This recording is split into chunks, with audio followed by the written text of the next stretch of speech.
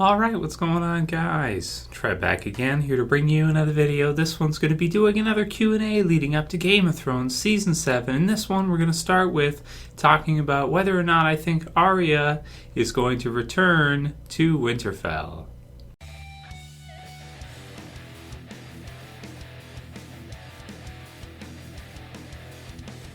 And spoiler warning, if you haven't seen the finale, I imagine everybody has seen it at this point. I mean, maybe I don't even need to say it anymore. It's been all over the internet. What an incredible finale for Game of Thrones. Everybody was talking about it for at least a week. Unfortunately, tonight, no new episode. Oh, man, it sucks. You know, first week in 10 that we haven't had a new episode of Game of Thrones. This spring to summer was pretty awesome because of Game of Thrones. I really loved the season, and it was, it was pretty incredible. So what do I think is going to happen with Arya now that she has killed Walder Frey? And she's got some other names on her list, of course, but if she hears about the Starks taking back Winterfell, do you think that she might want to make a visit back home? I think that would be just a pretty special scene to see in the series early on in Season 7. I think that would be pretty amazing. I mean, if she hears, she may not know right now because it's so recent, and it's not like she's talking to too many people. She's in assassin mode, you know, Metal Gear Solid, hiding inside of barrels and stuff, getting ready to, putting on other people's faces, getting ready to go and kill people, like the phrase. But if she is to overhear, you know, early Season 7, I think that could make for a very special, sequence in early Season 7, maybe in the premiere or the episode after, if she decides to just stop by the old home for a while. It's pretty cool, man, because, of course, we haven't seen her and Sansa since, like, what season was it when, you know, everything happened and she kind of left and all that? You know, the very end of the first season. So it's been like, you know, at this point, by the time we see Season 7 in 2017, I don't even want to say it. I gotta wait that long. That will be like over 6 years up to that point, or 6 years up to that point. So, man, that would be incredible. I really hope they write that in and they have her kind of at least stop by for a little while and visit with Jon and Sansa before continuing on her badass assassin mission and going after the other names on her list, which there are still some, and it'll be interesting to see if she's able to take out some of them, because some of them are pretty tough, and if she still wants to in that. So we'll see, especially in King's Landing. That could be quite dangerous, and it could be fun to see her try and needle some of those characters there for sure. So I hope she does, and I think that they will write it in. I think it'd be it'd be a missed opportunity if they didn't, and they just had her continue on her mission without first at least stopping by for a couple scenes with Jon and Sansa. So I hope so. But write your comments below, guys. Let me know what you think about that one and whether or not you think Arya has it in store in Season 7 to at least stop in for a bit, or if she's just going to go continue onward with her badass assassinry. It's a good question. The next one's from Black Sherman 20, and he says, "Hey Trev, what do you think the Mountain did to Septa Unella?" This is brutal. Oh man, well this is a tough one, right? Because he's like full on zombie mode now, and we haven't seen him eat. We don't know what he eats, so you could just say it this way: one way or another, she's probably going to be eaten. Oh, Trev, you're better than that, man. That was horrible. So yeah, there's really no way to say for sure, but he's either zombie. Well, Cersei did say that she's not going to die for a while. It's not going to be today. So as such, you'd think that he may just she may be a reward for serving Cersei well, and he can kind of do what he wants with her, which is absolutely terrifyingly brutal. But it is what it is. It's Game of Thrones. Next one's from SvarteIX. And he says, also, I can't possibly pick a favorite between the finale and the Bastards episode. I'm glad I don't have to. Like you said, 2 different types of episodes, but goddamn, they're killing it. This season was phenomenal. The director of the last 2 episodes is phenomenal, and I can't wait to see the last 2 seasons and how the story plays out. It's going to be a sad day when Game of Thrones is finished completely. So, yeah, man, it's really hard to pick. I wanted to include this because it's really hard to pick which episode is better between Battle of the Bastards and between the Winds of Winter. I mean, if you go based on character deaths, I guess you'd have to go with Winds of Winter because it's got so many big character deaths, like, Walder Frey and everybody at King's Landing. Oh my goodness, so many characters there.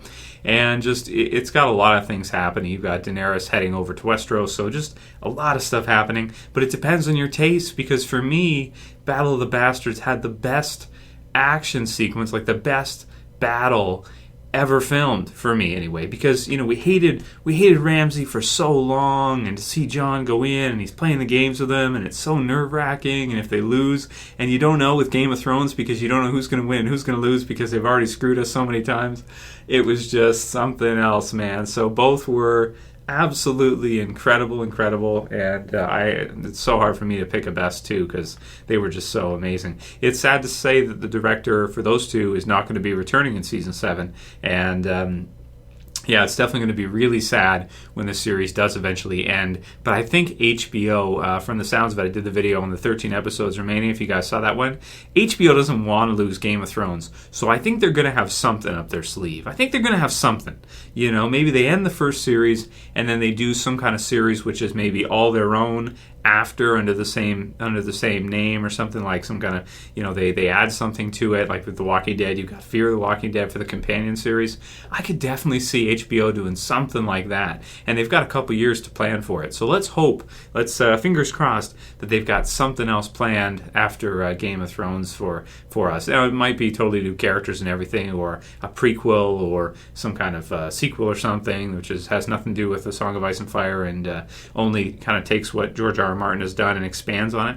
So maybe that's a topic for videos, if we'd like to see a sequel, or what we'd like to see HBO do with Game of Thrones when it eventually ends. If they're going to go further with it or do something else with it, I really hope they will. It also seems like maybe the crew that's involved with the first one has kind of had enough of it. I'm sure it's a huge undertaking as showrunners and that, because there's actually 2 showrunners for Game of Thrones, rather than most shows that just have one. They need 2, and they've got different groups filming at the same time in different locations around the globe in real life when they're filming the show, and then they kind of put it all together. So it's a huge undertaking. Last season was $100 million from HBO, so that just gives you some kind of scale idea of how big of an undertaking it is. Maybe they're just kind of burned out from doing it for so many years, and they want to wrap it up. They're like, I'm tired. Let's pick up the pace here, man. This is going to take forever. I'm getting old, so I don't know. We'll see. We'll see what happens with it, but I hope we get some kind of sequel or prequel or something. Mikey G72034 says, a reveal that is getting overlooked is that the wall is just as much magic as it is ice. The dead cannot pass the wall because of this magic. For the Night King to get past the wall, it has to come down. I think Bran is going to unknowingly be the reason the wall comes down and opens up Westeros to the White Walkers. Your thoughts? ? Yeah, you're absolutely right. That's something that even in my review, I think I missed, that Cold Hands or Benjen does bring up, that there's really strong magic in the wall, and that they won't be able to pass it easily. So there's got to be something there. Maybe Bran will be involved somehow in bringing it down, because he's now, the Three-Eyed Raven and very powerful and that kind of stuff. So we'll see if he has something to do with it, or if maybe, person opening and, kind of like maybe some kind of vampire thing where if you invite them in type deal or something, they'll find a way to kind of figure out a way to get in. So that's going to be interesting to see with the White Walkers, but I don't think that's going to come up right away. I think that will be kind of a late season 7 to season 8 kind of deal, because I think the Cersei Daenerys stuff might be placed before the White Walkers. I picture the White Walkers as the big bad final villains of a Game of Thrones. That's just my mindset, and if you were to do that, you would have that at the very end. So that's what I think we're probably going to see, season 8 probably. But they'll definitely write something in, I think, to have them pass it or do something of the sort, so they're able to enter or get through. And it should be really exciting to see that final battle. I'm sure that one's going to cost a few million to put together for sure. Probably 20 or 30 million for maybe a couple episodes at the end there for the big battle with the White Walkers. Next one is, Trev, do you think that Tyrion will kill Cersei. And this is from Tarek9958. And I thought it was a good question to add. So Tyrion and Cersei definitely have kind of a rivalry going on there, sibling rivalry. And we've heard them talking smack to each other before early on in the series with some setup there. Cersei wants Tyrion dead, was never able to actually kill him. And Tyrion doesn't really seem to... I don't think he has ill will towards Cersei, but he knows that she's pretty dark, and he knows that she's twisted and pretty evil, so he probably doesn't like her much either. But he's a good character, so he doesn't wish death upon anybody. But for her, maybe in terms of greater good, certainly wishing death. If she was killed off earlier, all those characters in the finale wouldn't have been killed at the in the wildfire incident. So, yeah, but do I think Tyrion's going to be the one to do it? I don't think so. That'd be good drama. Some people are saying that they do think Jaime's going to be the one to do it. I also did a video on that, if I think Jaime's going to be the one to kill Cersei. I think it might just end up being Daenerys, but we'll see. Maybe you've got a lot of characters that are gunning for her, of course. You've got Olenna, you've got Daenerys, of course, to take the throne. You've got Arya, you've got, so many. Jon and Sansa don't like her. Baelish, Jaime. There's so many possibilities, but I don't think Tyrion would be at the top of my list for that. We'll do a couple more.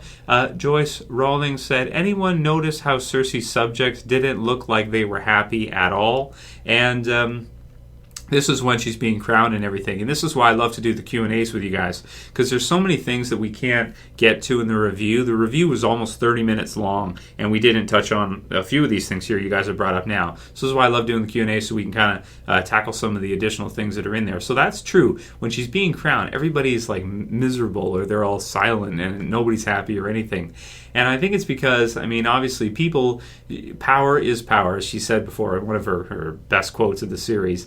She's taking the throne by power. She's taking it by, as Varys talked about, the cruel trick that is power. Power lies where people believe it lies. It's kind of the concept of, where does power lie in a situation where you have people on different sides? It lies where people believe it lies. It's not always straight leverage. It can actually be a belief that you just think that this person is the most powerful, and thus they become the most powerful, based on that belief that these people have. They have an aura about them, and Cersei has a fear-based aura right now where no one will make a peep, because everybody understands that she's the one who did this and is behind it. Even if she denies it or spins it or slants it somehow, she was the one who did it, and everybody kind of knows that she is that powerful. So they don't want to mess with her, at least in King's Landing right now. And the last one will be from Eric Sakak, and he says, is Cersei so powerful? And this is good because he brought up some pretty good points here. Dorne and Highgarden, ultimate supplier of the capital, he puts in brackets, are in war with her. She has no power over the Vale. The North elected their own king, right? So she has no power over them. Stark's family hates her. All of her house is extinct. Their major allies in Riverlands were slain by Arya. None of the small folk in the whole realm accept her, unless it's out of fear or belief in power. She has no friends, and more importantly, enormous fleet plus 3 dragons is heading to Westeros. I think that her reign in the series will just be a series of disasters that will lead to her final demise. So that's a very insightful comment. I wanted to include it from Eric, and I agree with you for pretty much all the way around. She is extremely powerful, but you're absolutely right that it's kind of like a hydra. She kills one enemy, and then a couple others sprout up out of that. If she kills the High Sparrow, now you've got all these other Dorne and everybody else who's kind of taking up against her. And if they kill Eddard, to stop him, you have Robb and everybody who comes after. So yeah, definitely people have connections, and when you kill people like that, other things can. So she's kind of, it's almost like the way you've listed them all here is really intelligent, because what you've shown is that even though it seems like at the moment everything is fine for her and she's defeated her enemies, she's just created even more enemies, and there are even more to come. And also, that's why I was thinking with Baelish, his ultimate goal is to sit on the throne. But I was thinking, maybe that goal doesn't make sense. Sometimes you set a goal to do something, and it's like, would you really want to do that? And once you get more awareness, you might realize that, hey, that might not be such a great goal, because look at all these people that want to take it. You have Daenerys, you have everybody else, and it's just, It's quite the hot seat, and the life expectancy lately for kings or queens is not the best, and it doesn't look like it's going to be that great. So we'll see from him what he decides to do ultimately, and if he decides to change his goal. If I was him, I certainly would, and I'm sure most of you guys would too, just knowing the life expectancy of them and what kind of stuff happens with them. So crazy stuff, but great comment. I mean, I'd say that Cersei is extremely powerful right now, but you're absolutely right that they have so many enemies. It's like they've got even more enemies now. Once they defeat one enemy, it just Hydra creates more. And that'll be it for today's video, guys. Write your comments below on what you think about these questions and your insights, and I'll add them for another Q&A, which I might do tomorrow or the next day. Definitely want to do a Game of Thrones video today since there's no episode on tonight like usual. So yeah, send me what you guys got, any video suggestions or anything or questions, and I hope you guys like it. If you did like the video, don't forget, guys, I know some of you listen to this playing video games or whatever. That's cool. I love video games. But please, if you wouldn't mind alt-tabbing, clicking the thumbs up, I appreciate it. Share and favorite. And if you're new and you want to subscribe, if this is the first time you see the videos or you're watching them a few times and you haven't subscribed yet, bottom left, please subscribe. It helps support the channel. That's it for this one, guys. I'll see you again probably tomorrow for another. As always, it's Trev, and I'm saying peace. Later, guys. See ya.